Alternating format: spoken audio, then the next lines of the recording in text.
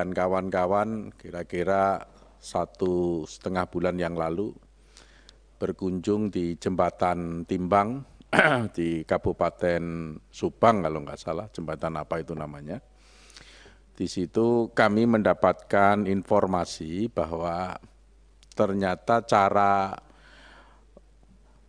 melakukan pengecekan terhadap kendaraan angkutan barang itu masih bersifat manual, meskipun ada alat yang sudah disiapkan, tapi itu belum dipakai secara maksimal. Akibat dari secara manual ini, tidak semuanya kendaraan yang lewat bisa dilakukan pengecekan.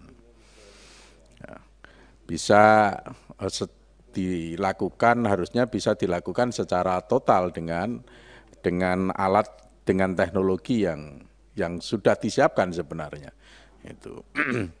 Jadi dia melakukannya sebagian saja secara parsial. Ini satu contoh bahwa masih ada sumber-sumber PNBP yang seharusnya bisa dioptimalkan atau dimaksimalkan, tetapi belum dilakukan. Jembatan Timbang yang di Kabupaten Subang ini hanya merupakan satu dari sekian ratus jembatan timbang yang ada di seluruh Indonesia, kalau nggak salah yang dioperasionalkan itu 80 sekian begitu.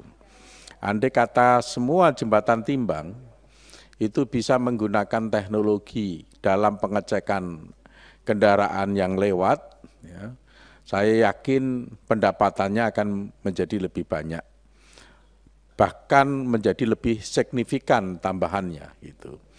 Hal yang semacam ini kan merupakan satu upaya yang mestinya mendapatkan perhatian dari perhubungan darat. Gitu ya. Perlu diupayakan, dilakukan belanja alat yang bisa memberikan kontribusi pendapatan yang sangat besar. Misalnya di setiap jembatan dipasang alat sehingga semua kendaraan yang lewat itu bisa dilakukan pengecekan. Ini hanya salah satu contoh saja yang saya datang secara langsung dengan kawan-kawan di sana. Ini masukan saja kepada Pak Dirjen Perhubungan Darat. Yang berikutnya adalah Pak Dirjen Perhubungan Darat juga ada satu kreativitas badan milik negara difungsikan dengan sistem sewa.